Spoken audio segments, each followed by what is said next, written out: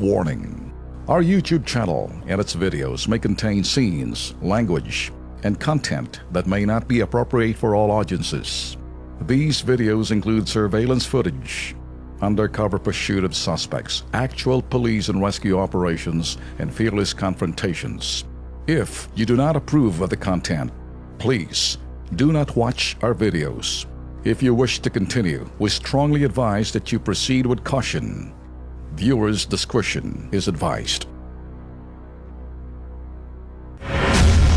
Lango sa impluensya ng alak, isang lolo sa Batangas walang awang pinatay. Suspect manliligaw ng manugang.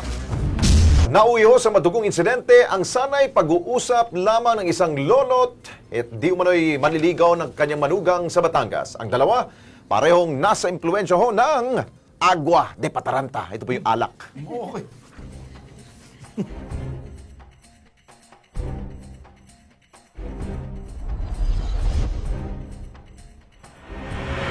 Gabi na ika-29 ng Setyembre, umalingaw-ngaw ang putok na baril sa matahimik na lugar ng barangay Bihis sa bayan ng Santa Teresita sa lalawigan ng Batangas.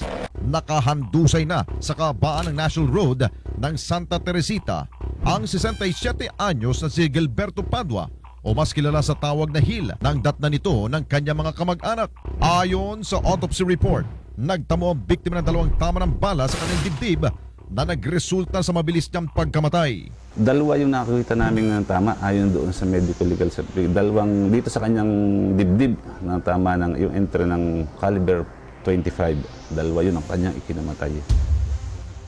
Dagdag pa ni SPO4 Arnold Mercado ng Santa Teresita PNP. Matapos barilin ng suspect ang biktima, dali-dali raw siyang tumakbo palayo sa crime scene.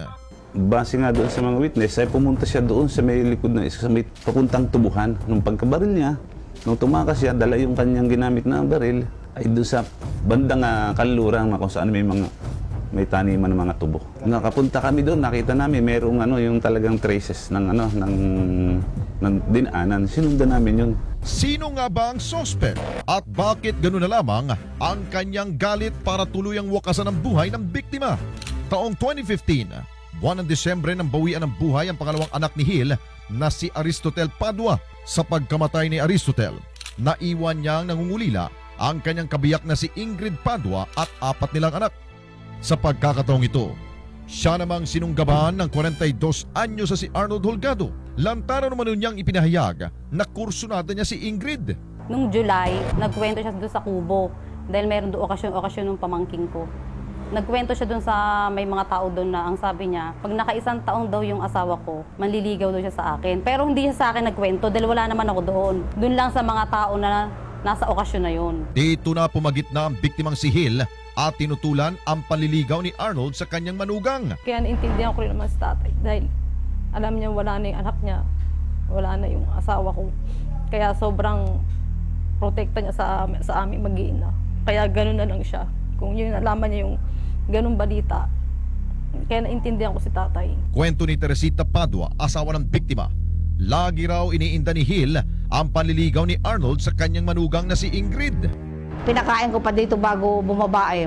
So alam ko lahat ang mga pangyayari, alam ko lahat. Umiiyak, awang-awa ako sa aking anak. Sana ako na lang ang namatay. Bumaba sa may gate, yun pa rin ang sinasabi. Umakyat ang aking apo, Lola, si Lolo, pupunta ka na Arnold, kakausapin daw niya. Sa katunayan, siguro kaya ganyan ang aking, masyado ang simpi ng aking asawa dahil nagigisgan niya, nakakatulungan na ako, umiiyak lagi. Dahil pag alas 5, ginigising na ako at magsisimba ako. Ay nakikita na alas 5 ako naiyak na. Tapos yung birthday ngayon ng aking anak, kaya nandito. Sana binalda na lamang, sabi ko sana binalda na lamang asawa ko. Alam namin na kamamatay-matay lamang ng aking anak. Ang personal na pakipag-usap ni Hil kay Arnold nauwi sa madugong harapan. Ito ang nasaksihan mismo ng apo ni Hil na si Jazreel Anthony Padua.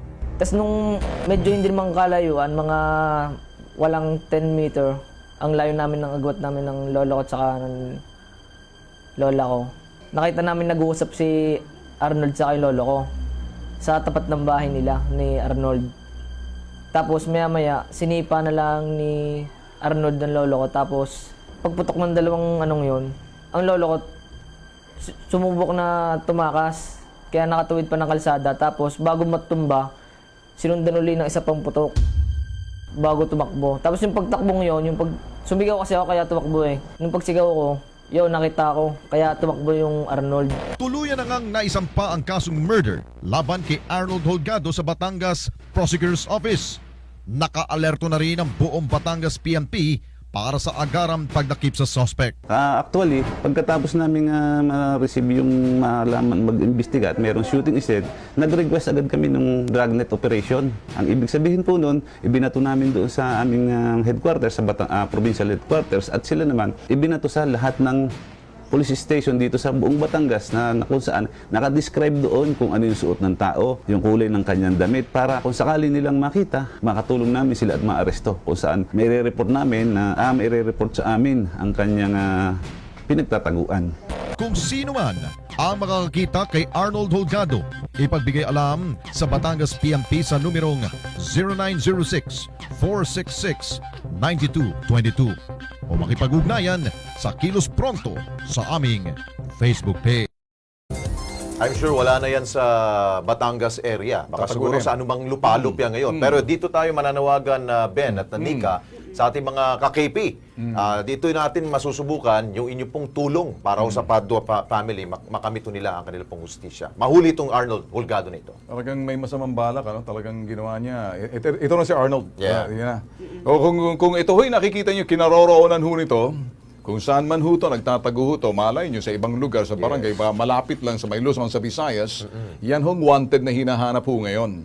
Kaya, kung mahilig to sa inuman, baka makipag-inuman. Kasi kung minsan, pag yung mga taong ganyan, pinagmamalaki pang kalang krimen. Paglasing na, no? Paglasing na. Mas maigi yung palitin natin ang kanyang mundo. Yeah. Sa tulong ho natin.